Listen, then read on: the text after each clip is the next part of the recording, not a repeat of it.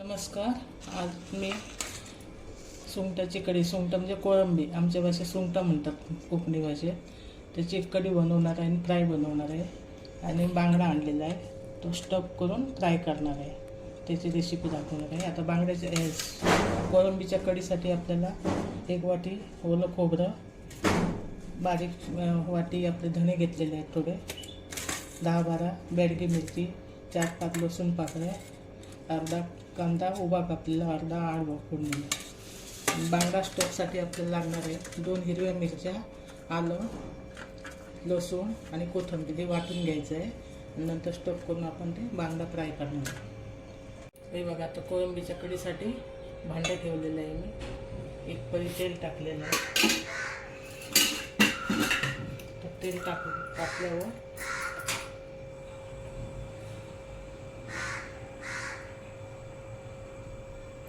कांदा टाकायचा.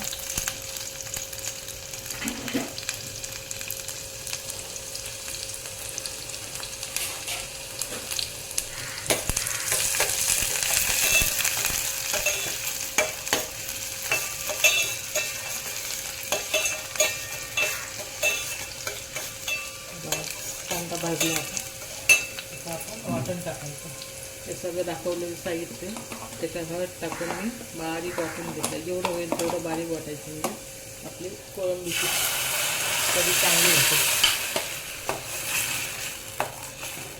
घट्ट पातळ आपल्या आवडीनुसार करा.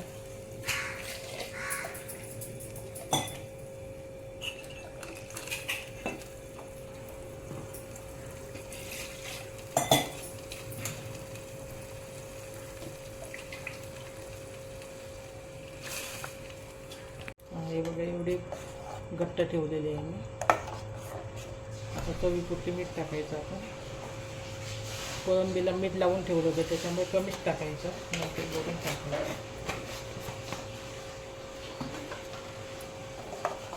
आता उकळी आलेली आहे.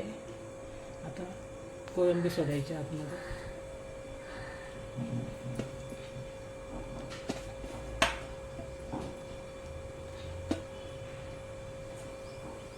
आता कोकम टाकायचं, 4-5 कोकम आहे.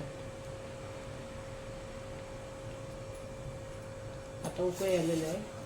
बारीक गॅसवर आता चांगली उकळी येऊ दे, म्हणजे कोळंबी चांगली शिजून निघेल.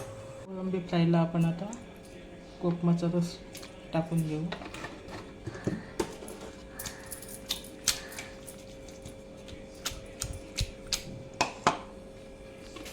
मिरची पावडर,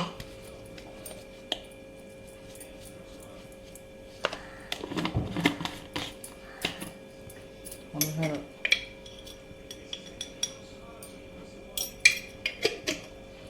आणि त्याच्यासाठी फ्रायसाठी आपल्याला लागणार आहे वर लावायला कोटिंगसाठी रवा, तांदळाचं पीठ आणि कोळंबीसाठी थोडंसं बेसन टाकायचं.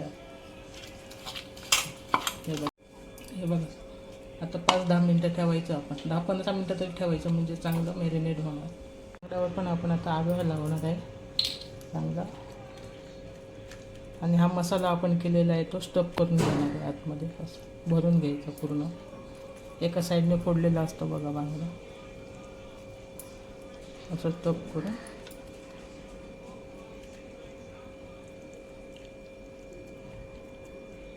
हे बघा, असं भरून घ्यायचं आपण बांगडा.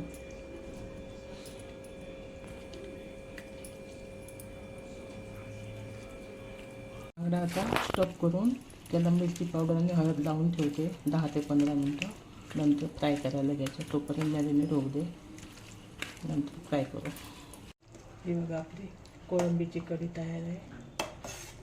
बघू शकता तुम्ही किती सुंदर कलर आलेला आहे बघा. हे बघा, फ्राईंग पॅन ठेवलेला आहे.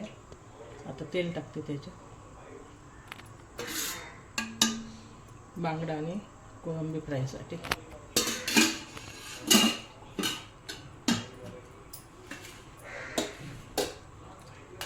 रवा आणि तांदळाचं पीठ मिक्स केलेलं आहे. आता आपण लावून घ्यायचं.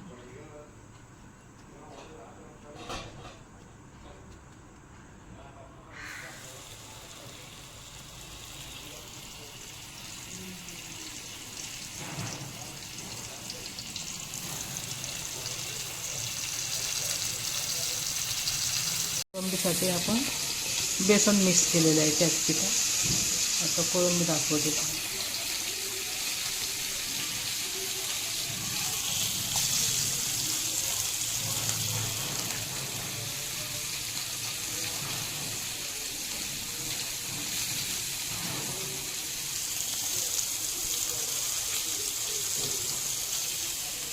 आता एका बाजूने फ्राय झालेलं आहे, आपण उलटून घेऊ.